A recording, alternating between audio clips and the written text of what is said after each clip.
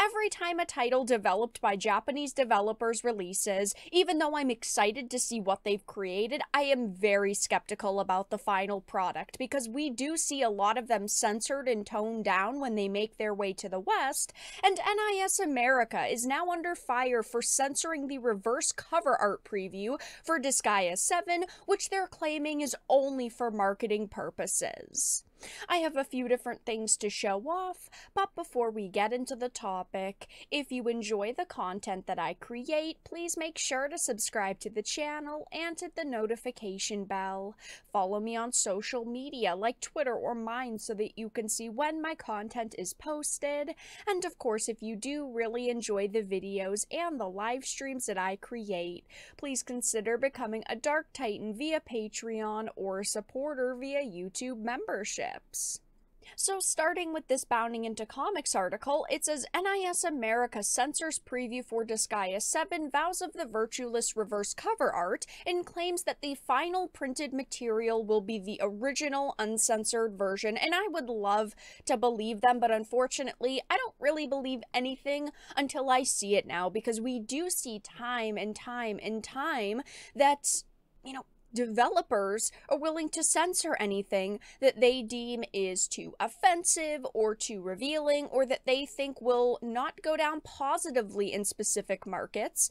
But it says, in promotion of the latest entry in their popular tactical RPG series, the American branch of NIS launched a poll in April wherein fans could vote for their favorite of 4 artworks to be printed as a reversible cover for each of the game's English language PlayStation 4, PlayStation 5, and Nintendo Switch physical editions. Now, I do like the fact that they do this. They offer people options, and, the community feels like they are important, like they are making a big decision, but instead of actually showing us the final artwork, no, they decided to censor the artwork, which they're claiming is for promotional material on one of them.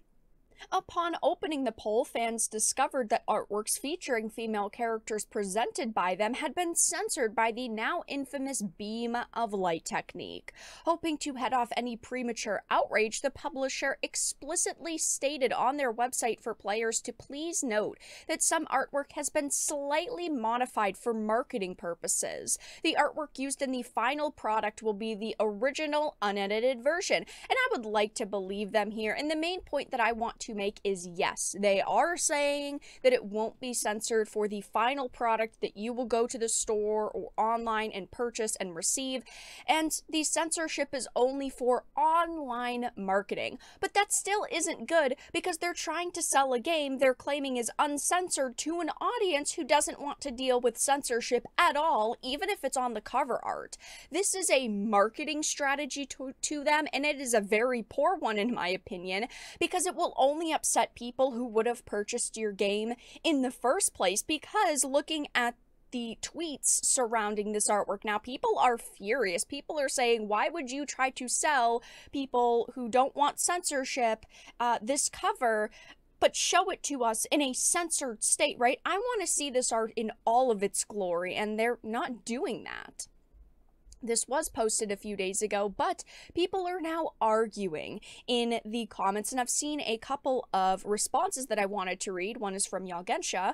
When I see blatant censorship like this on even a cover, it's a good warning sign to not bother supporting the company that decided this looked good or was presentable, let alone what the audience of this sort of game would want. And yeah, I mean, the artwork for this looks terrible now. You are taking away from someone's creation, someone's fantastic piece of art, and you are adding these awful beams of light because you think it's going to potentially sell more copies of the game.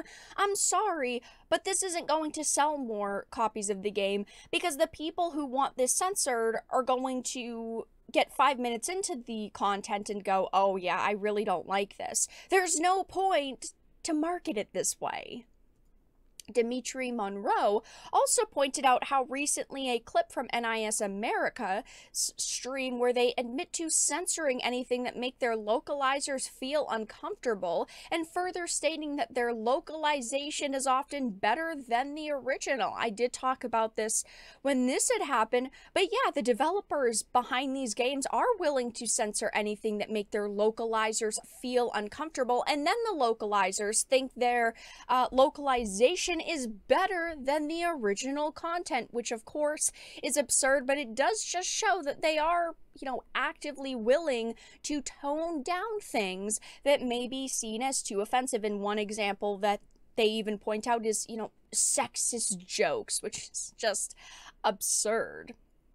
They are saying that this is only the cover being censored, but it worries me a hell of a lot, because what else could potentially be censored in this game? I would like to think nothing. I'd love to believe them, but there's a lot of red flags at this point, and people in the comments are just roasting them. Scare NIS America with the fact that cleavage exists. Why are these games publishers Puritans now, especially when you can argue movie, music, and Western games are more sexualized than ever? What's up with the light beams? Oh no, boobies, how scary. It's not even like these are extremely revealing character outfits either. Yeah, they've got a bit of cleavage and they're showing a little bit of skin, but they're not so, sexualized that, oh my gosh, wow, you can't put these on a store shelf.